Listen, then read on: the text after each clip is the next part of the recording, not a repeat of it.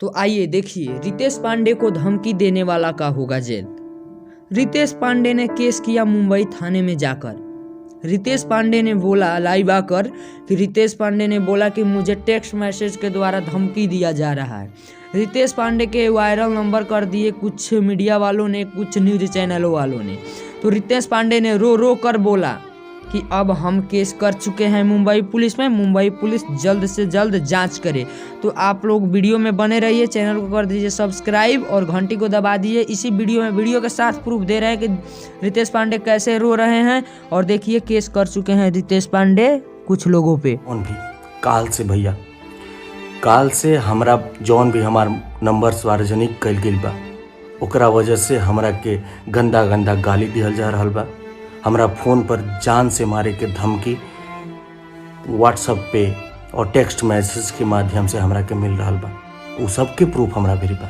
हम सबकर स्क्रीनशॉट रखले बानी कि कौना कौना नंबर से हमरा के जान से मारे के धमकी और गंदा गंदा गाली दिहल गई बा। जरूरत पड़ला पर हम ये सब चीज़ प्रशासन के मुहैया कराई। हम प्रशासन से अनुरोध करतनी कि ये मामला के संज्ञान में लेके कार्रवाई करें। जय हिंद, जय भोजपुरी। तो जी हाँ दोस्तों, तो मुझे मालूम है कि आप लोगों को बुरा लगा है, बुरा लग रहा है, क्योंकि बुरा लगने वाला बात भी है। तो रितेश पांडे ने जितना भी सबूत अपना रखा है वो मुंबई पुलिस के जाकर सौंपेगा।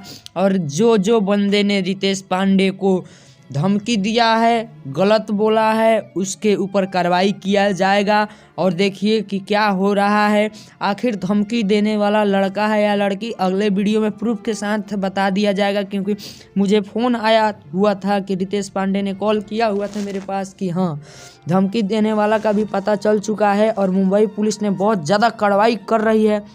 आप लोगों को अच्छा लगा है तो एक बार चैनल को सब्सक्राइब कर लीजिए और घंटी को दबा दीजिए, क्योंकि रितेश पांडे से जुड़े हर खबर की जानकारी मिलेगी। आखिर रितेश पांडे के ऊपर इनको ज़िंदगी बर्बाद करने के लिए क्यों लगाया गया है। और जैसे सुशांत सिंह के ऊपर हुआ था ऐसे ही रितेश पांडे के ऊपर भी हो रहा है। रितेश पांडे ने बोला। आप लोग वीडियो के साथ बने रहिए।